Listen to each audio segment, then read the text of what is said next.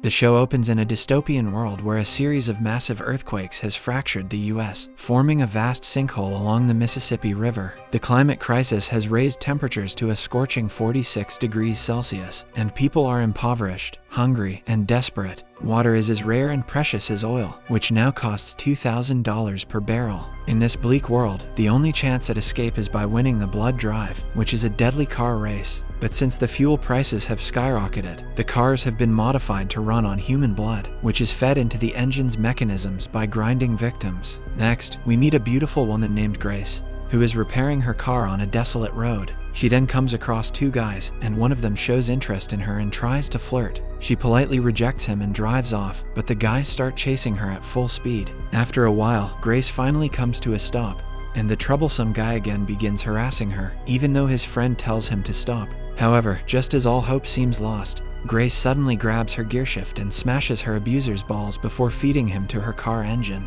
But since he isn't enough to fill the tank, she rips off the other guy's arms before finally driving away. The scene then cuts to Los Angeles, where a group of homeless junkies are trying to hack into one of the automated water pumps. However, it doesn't take long for the authorities to detect the breach and arrive to brutally contain them. Amid the chaos, one of the junkies tries to flee but runs into two officers, Arthur and his partner Christopher. Christopher wants to arrest him, but Arthur notices the needle marks on the junkie's arms and feels bad for him. Arthur suspects the junkie is selling blood to someone and questions him about the buyer, but the boy refuses to reveal anything. However, when Arthur hands him the confiscated water, the junkie finally provides a location of a warehouse, claiming it is where some insane people are residing. Upon returning to the station, Christopher complains to his partner for not following the guidelines of using violence, but Arthur says he was once in the same situation as the boy and tried to steal food. An officer discovered him and released him on the condition that he straighten out his life, which inspired him to become a cop. Arthur then suggests they visit the warehouse tonight, and although Christopher is reluctant at first, he eventually agrees. That night, the two officers arrive at the warehouse, where they notice a ceremony called the Mayhem Party going on, hosted by a man named Julian Slink. It turns out he's actually launching a cross-country blood drive race with a $10 million prize at stake. He reveals that all of the teams have tech chips implanted in their skulls, and they can never be too far away from their teammates, or Slink will explode their brains. Furthermore, if they finish last in any round, Slink will explode their brains. We then meet several racers, such as the Scholar, the Gentleman, Ribbone, and none other than Grace. Upon seeing all this, the officers decide to call for backup to take down the illegal road race. But Arthur immediately goes to confront them alone, only to be captured by the violent crowd. Slink is intrigued by the cop and decides that he will also take part in the race. He warns Arthur that he will kill him if he doesn't put on a good show, and forces him to team up with Grace against her wishes. Slink then forcibly implants chips on both of their bodies, causing them to scream in pain. Meanwhile, Christopher tries to help his friend but is brutally beaten by Slink's men and loses consciousness. Arthur is forced into the car, and when he tries to escape, Slink uses the implant to hurt both him and Grace, forcing him back inside. As the race officially begins, Grace introduces herself, but Arthur claims he needs to go back and find his partner so they can arrest the criminals. However, she informs him that these are very powerful people, and there's no way he can arrest them. The cop tries to remove his implant, but she says it's not possible to remove it, but it can be overridden if they manage to get their adrenaline high enough. This frustrates Arthur, and when he learns how the engines run on human blood, he gets even more horrified. He says as long as he's here, no innocent people will be killed. But Grace disagrees and reveals that she desperately needs to win this race to pay for treatment for her sister, Karma, and bring her home. She also claims that a camera has been installed in the car, and that the organizers can see and hear everything they do. Not long after, the duo passes by a roadside, where Ribbone has amputated some cheerleaders and is using their limbs to fuel his car. This infuriates Arthur, who forces Grace to stop the car and immediately goes to confront Ribbone. The two men get into a brutal fight until Ribbone eventually leaves the girls alone and drives off. Meanwhile, Grace realizes that her car has broken down because of Arthur's actions and gets frustrated. She uses binoculars and spots another team driving by, then sets a trap for them. Soon, the Gentleman and the Scholar, who are a couple, come across the trap, prompting them to halt their car. Grace then threatens to chop off their hands and orders them to fix her vehicle. The Gentleman agrees and asks the Scholar to do the job since he is an excellent mechanic. After the car is fixed up, Arthur and Grace move on, but they soon get into trouble when they realize their car has ended up in last place, which means Slick will use the implant to kill them. Just when all hope seems lost, Grace comes up with the idea of getting intimate to spike their adrenaline and override the implant. Arthur has no choice but to agree, and the two end up making love in the car as they race toward the finish line. The plan ends up working, and the pair live to fight another day. That evening, during another mayhem party, Slink informs Arthur that he has recalibrated the pulse charges, meaning they can't use the same trick in the next race. He also gives Arthur a business card,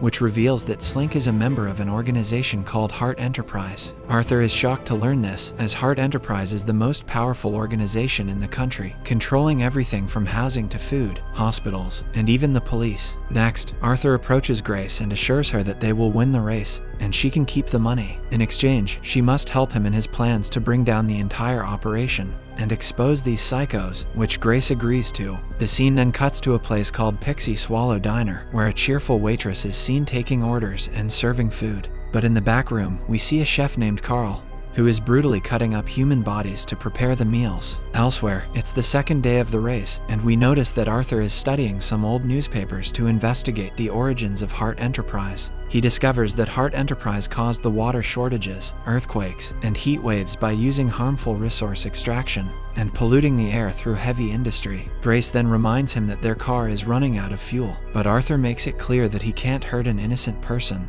The duo then gets information that their destination for today is Pixie Swallow. They soon arrive at the same diner we saw earlier, but something feels off, as there's no one around to give them further instructions. Elsewhere, Slink arrives at Heart Enterprise on his superior's orders, but the receptionist tells him to wait in the lobby, which clearly annoys him. While waiting, Slink meets a cheerful Nan who nervously explains that he's here for a job interview. He reveals that the company has decided to fire someone and called him in to replace them, which makes Slink worried. Meanwhile, we see Arthur and Grace at the Pixie Swallow Diner, eating burgers without realizing they're made of human meat. That evening, all the racers end up staying at the motel next door, which is also owned by Carl. Arthur is then seen eating dinner when he finds a human nail in his food, which horrifies him. He goes to the back room, where he overhears Carl and his daughter discussing that they don't have any more meat to make food. But the creepy chef assures her that he will call some of his boys, who will arrive and butcher the racers. Upon hearing this, Arthur is horrified and immediately goes to inform Grace,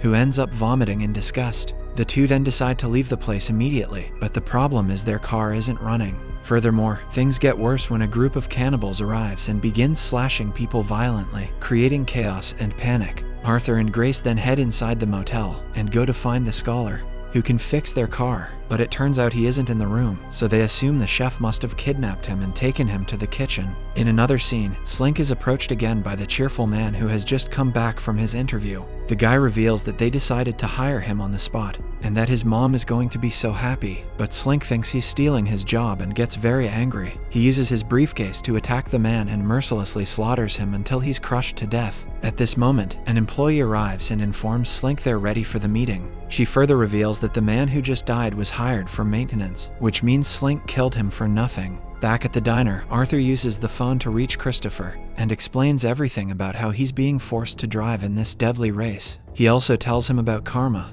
who's in an asylum, and asks Christopher to investigate her situation. After checking some files, Christopher shocks Arthur by revealing that Karma is in a hospital owned by none other than Heart Enterprise. Returning to Slink, he attends a meeting with the employee, which annoys him since he wanted to meet the chairperson, but she rudely tells him that he's not worthy of the chairman's attention. She then warns him that he's treading on dangerous ground by entering Arthur into the race since he's a cop. She further reveals that the seniors were planning to kill him today, but after seeing how he killed that man, they changed their minds since blood and gore are exactly what they want. The woman also reveals that the company wants to broadcast the race for the public, so he must improve the show or else he will get fired. Meanwhile, at the diner, Arthur, Grace, and the gentleman head to the kitchen, where they fight off Carl and his staff. They find the scholar wrapped in plastic, ready to be chopped, and manage to free him. However, in the midst of the chaos, Carl grabs Grace and puts her in the back of his truck before driving away. This causes immense pain for both Arthur and Grace, as their implants don't allow teammates to be too far from each other. After the scholar fixes his car, Arthur goes after the chef's truck to get back Grace. An epic chase ensues between them until Arthur manages to block the road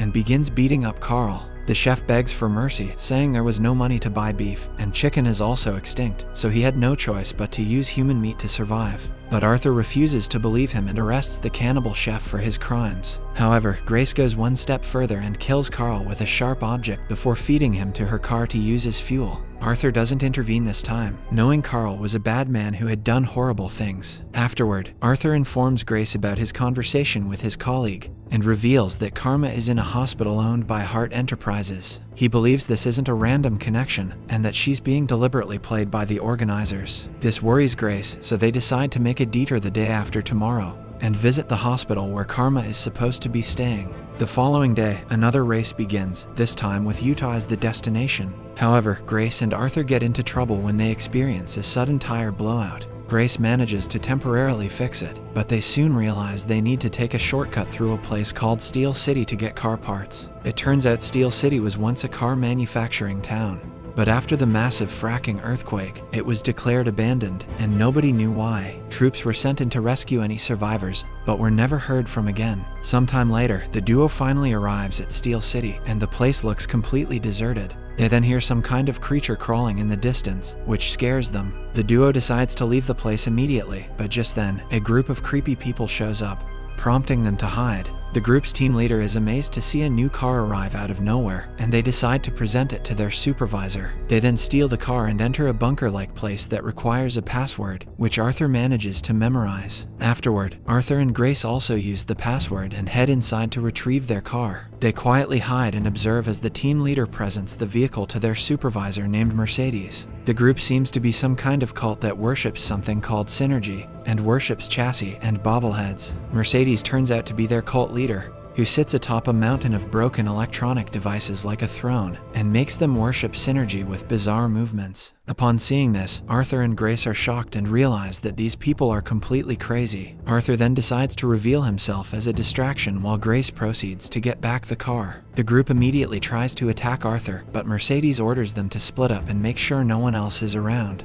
After they leave, Mercedes begins interrogating Arthur, demanding to know what he's doing there. He explains that he's a racer and just needs his car to leave without any trouble. But Mercedes reveals they can't leave the place at night for some reason. She then tries to attack him, but Grace appears with a weapon and threatens her to back off. Just then, they hear growling and snarling in the distance, which worries Mercedes. It turns out that while Arthur and Grace were sneaking inside, they left the door open, letting the creatures in. Mercedes then reveals that these creatures are called glimmers, and they used to be humans, but something poisoned their water, turning them into monstrous creatures. These creatures then became addicted to gasoline and are so sensitive to light that they explode whenever it shines on them. Mercedes adds that her group scavenges during the day, but never leaves at night. They can't leave Steel City either because they don't have enough gas. In the meantime, the glimmers begin appearing and killing the cult members one by one in the dark. Mercedes and Arthur then decide to grab the little gasoline left in the storage room so they can turn on the generator. On the way, she asks how they managed to get all the way here, and Arthur accidentally reveals that their car runs on human blood.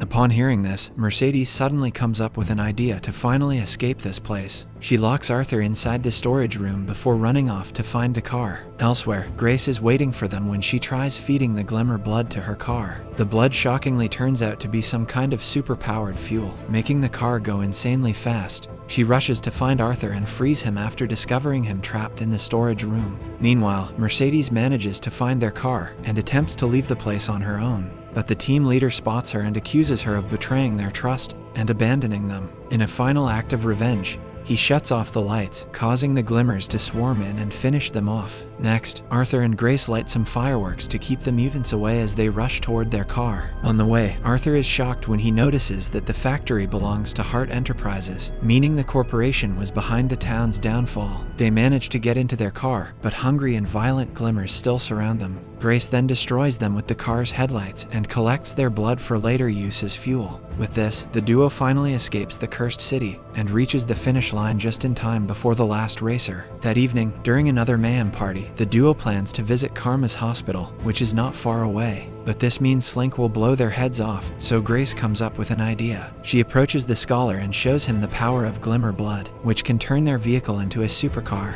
This impresses the scholar, so Grace offers to share it with him if he tampers with the remote control Slink uses to blow their heads off. The scholar agrees to help her, although he reminds her that if the organizers find out, she will be in great trouble. In the next scene, the duo are on their way to visit the asylum so they can meet Karma. Slink immediately finds out about this and tries to torture them with the implant, but realizes that it's not working anymore. On the other hand, we see Arthur and Grace arriving at the asylum, where the receptionist is ravenously eating a candy bar. Grace asks about Karma and her doctor, Kleinfeld, but the receptionist doesn't show any concern. He seems weird and doesn't reveal anything other than that Karma was transferred. Returning to Slink, he summons Ribbone and orders him to go after Arthur and finish the man. He gives him the location as well, but urges him not to hurt Grace, as he needs her alive. Meanwhile, in the asylum, Grace is walking through the halls and finds that the place is in turmoil as the deranged patients have broken free. This reminds Grace of the time when she went clubbing with her sister before she became sick. It turns out that Grace wanted to find a guy named Primo and seduce him, as he would help her get in the cross-country race. Karma wasn't comfortable with the situation,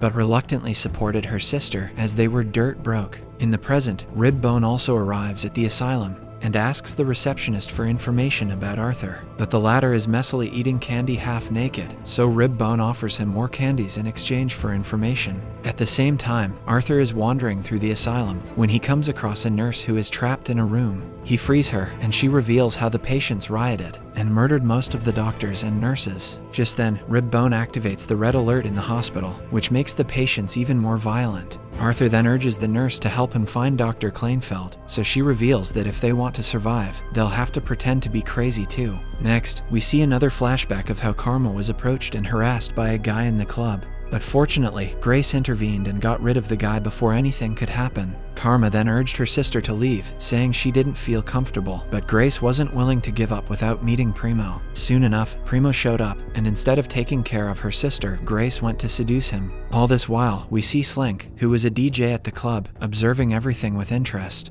In the present, the nurse and Arthur make their way through a bloodied hallway while pretending to be crazy. The nurse then reveals that this place hasn't been an asylum in years, as the patients have actually been used as test subjects. It turns out Hart Enterprise made a new candy named Smacks, which included very powerful chemicals. It was promoted as something that wouldn't make people fat like regular sugar, but it actually makes people insane. As a result, all these patients got addicted to sugar, along with an intense desire to eat and kill. In another scene, Grace finally manages to find Dr. Kleinfeld, but he is badly injured. She desperately asks him about her sister, but the doctor doesn't say anything beyond, "You have to save them." Before he can say more, a deranged patient shows up and ends up killing him, leaving Grace frustrated. She then gets into a fight with the patient, and after a long and brutal struggle, she manages to kill him, but accidentally causes a short circuit that starts a fire. Afterward, Grace finally reunites with Arthur, who is with the nurse. Grace desperately asks the nurse about her sister, but the latter has no information. Just then, they hear Ribbone's voice over the intercom, revealing he has a box of candy, and will give it to the one who will hand him the cop. Upon hearing this, the crazed patients start searching for Arthur and attack him, though he manages to fight them off with Grace's help. In another flashback, we see Karma indulging in drugs after her sister went off to dance with Primo. She was clearly struggling, and although Grace noticed this, she was too busy seducing Primo. In the present, Grace notices the nurse wearing Karma's necklace and starts to choke her, asking how she found it. The nurse frantically reveals that Karma left it behind when she was transferred. However, she doesn't know who checked her out, so she offers to take them to the storage closet by reception to get the file. The problem is Ribbone is also at the reception, so they must find a way around him. Soon, they arrive at the reception area, but to their shock, the nurse ends up betraying them. It's revealed that she's also addicted to sugar and demands candy from Ribbone in exchange for bringing them here. Arthur is then attacked by the crazed receptionist, while Grace is drugged by Ribbone. While Grace slowly loses consciousness, she recalls the day Karma was admitted to the hospital. The girl became so addicted to the drugs that she was unable to function normally. After tearfully leaving her in the hospital, Grace exited the building and found Slink waiting for her. He had modified her car to run on blood as fuel and offered her a spot in the blood drive. The desperate Grace also couldn't refuse, as it promised enough money to set up a future for both her and Karma. In the present, Arthur and Ribbone get into a brutal fight, leaving both of them badly injured. Arthur fights the best he can and even hits Ribbone with a fire extinguisher, but the strong guy still overpowers him. At one point, Arthur comes across a bucket full of sugar and comes up with an idea. He douses Ribbone with all the sugar, which immediately attracts the attention of the deranged patients. They all rush toward the big guy and begin brutally devouring him, finally ending his life. Moments later, Grace regains consciousness and spots a picture on the wall that shocks her. The building is about to burn, so Arthur rushes her to leave, and she takes the picture with her. The duo then manages to escape safely just as the building explodes in flames. Sometime later, the duo returns to the mayhem party right when Slink reactivates the device and begins torturing them. However, he just leaves them with a warning and urges them to join the party with the rest of the racers. Arthur then apologizes to Grace that they couldn't find her sister, but she shows him a picture she found in the hospital, shockingly revealing that Slink was one of the doctors there. This revelation shocks Arthur, so they decide to confront the man and torture the information out of him. Not wasting any time, the duo immediately approach Slink and forcibly handcuff him to a chair. They try various methods to torture him, but the psychopath feels no pain and instead laughs maniacally. Grace repeatedly demands information about Karma, but Slink refuses to reveal anything. Outside, a huge party is going on where we meet twin siblings Jack and Diane, who scan the crowd. It turns out that they're here to find Julian Slink and exact revenge. Slink was involved in the destruction of their town and the death of their parents, and now they have only each other. The problem is, they've never met Slink in person and don't know what he looks like. In the meantime, Grace and Arthur are still interrogating Slink, while outside, the crowd chants his name. The duo realize that if Slink won't come out, the crowd will soon burst in. So Arthur dresses up as Slink, wearing a hat and feathered jacket, and goes on stage to greet the crowd. He cracks some lame jokes, but the crowd finds him too boring compared to Slink and begins throwing stuff at him. Elsewhere, Jack and Diane also notice him and assume he must be Slink. They then set their plan in motion by going around and kissing everyone. Apparently, they are carriers of the Dionysus strain, a deadly virus that turns the afflicted into violent creatures desperate for lust. The twins spread the virus to everyone through their kisses, making them extremely horny so they won't interfere in their plan to kill Slink. Soon, Arthur is attacked by a man on stage, but he swiftly overpowers and defeats him. The crowd erupts with excitement, and Arthur realizes they crave violence and gore. He thus storms off the stage and unleashes a fierce assault on the crowd and beats people aggressively, which finally entertains the crowd. At the same time, the twins have spread their virus to almost the entire crowd, who are wildly copulating with whoever they come across and producing a strange blue fluid. We also notice that Jack and Diane have feelings for each other, but are too hesitant to act on their desires. As they watch the lustful crowd, they recall their parents, who used to aggressively make love until they eventually killed each other. Just then, Arthur is approached by a group of girls who kiss him, passing the virus to him as well. Meanwhile, inside, Slink manages to sneakily uncuff himself without Grace noticing. He then tells Grace that someone at Hart Enterprise is very interested in her, and that he's the one pulling all the strings. Slink readies his knife to attack, but suddenly smells something and asks Grace to look outside. She informs him how everyone out there is lost in a wild frenzy, and looks blue except for the two people, who seem harmless. However, Slink frantically tells her that those twins are very dangerous, and asks for her help in defeating them. He further reveals how Hart Enterprise experimented on this town many years ago, involving a virus called the Dionysus strain. The virus has 3 stages. The first is a euphoric attack that causes all repression to be released. The second is when the body's fluids turn blue. And the third is when they become zombies and start killing each other. In this way, the whole town was destroyed by the experiment, and only the twins survived. Slink then asks Grace for her help by going to the nearby lab to find the antidote for the virus. Grace refuses, but he manages to convince her by saying that if he dies, she will never find out Karma's location. Outside, the twins approach Arthur and try to attack him, thinking he is Slink. But fortunately, Grace intervenes just in time and reveals that he isn't Slink, but a cop named Arthur. The twins also believe her and leave to find the real culprit. Afterwards, Arthur feels horny due to the virus and tries to make a move on Grace, but she refuses his advances. She then tells him about their dire situation and orders him to urgently head to the lab to find the antidote for the virus. Upon hearing this, Arthur heads to the lab, while the twins approach Slink inside his cabin. Diane doesn't waste any time kissing him, but it turns out he is immune to the virus, just like the twins. They begin accusing him of the death of their parents, but Slink doesn't seem apologetic and says the town was too repressed and he did them a favor. Upon hearing this, the enraged twins begin torturing him and show him a big crushing machine they have brought to end his life. Outside, the crowd has gotten out of control as they have reached the final stage of the virus and have started killing each other. Elsewhere, Arthur, who is in the lab, watches several videos of the experiment and finds out that when two siblings get intimate, they produce an orange fluid, which is the antidote for their virus. He immediately goes to find Grace and gives her this information. This shocks Grace, and she realizes that the only way out of this situation is if Jack and Diane get intimate. Grace soon arrives at Slink's cabin, where the twins are trying to crush him in the machine. Outside, a violent crowd is trying to break in, and Arthur does everything he can to hold them back. Grace then starts to manipulate the twins, telling them she understands the pain of suppressed urges, and that instead of fighting them, they should embrace those feelings. She claims she has seen the look Jack and Diane give each other and urges them to express their emotions instead of holding them inside. Upon hearing this, the twins finally succumb to their desire and begin getting passionately intimate. Slink then seizes the moment to collect the orange fluid, after which he crushes them in the machine. Just then, the violent crowd bursts inside. But before they can do any damage, Grace sprays them with the orange fluid. This finally calms them down, and the situation is brought back under control. The next morning, Grace approaches Slink and asks him to fulfill the promise he made.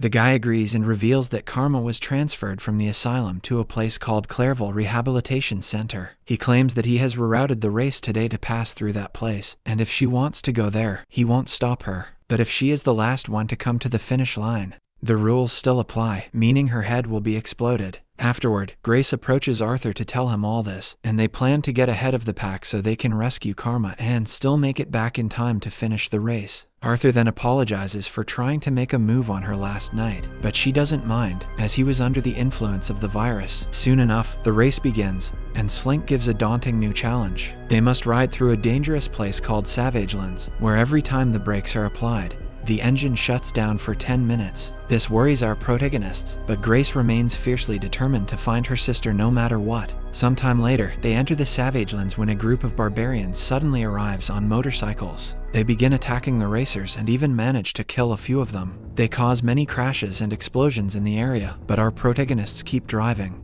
At one point, the duo notices a vehicle in the middle of the road, and Arthur urges Grace to hit the brakes. She then reluctantly stops the car, activating the 10-minute penalty. Grace soon pushes the vehicle, and it turns out to be just a facade of painted wood made to look like a wrecked truck. Since they can't drive away, the barbarians soon manage to catch up to them. They step off their motorcycles and remove their masks, revealing that they are all women. Arthur tries to reason with them, but a woman named Carolina immediately hits him and knocks him out. Afterward, the barbarian group captures and takes the duo to a place called Majora. It turns out these people run a retreat for women in the middle of the desert. Men are treated like animals here, while women are treated like queens. After brutally torturing and beating Arthur, they toss him in a cage, while Grace is taken for a spa treatment. Carolina claims that the place is paradise for women, and urges her to stay, but Grace bluntly tells her she can't stay because she needs to find her sister. Elsewhere, Arthur meets another prisoner who seems to be in a very bad condition. Arthur asks what these women want from them, and the man reveals the one thing they can't get on their own.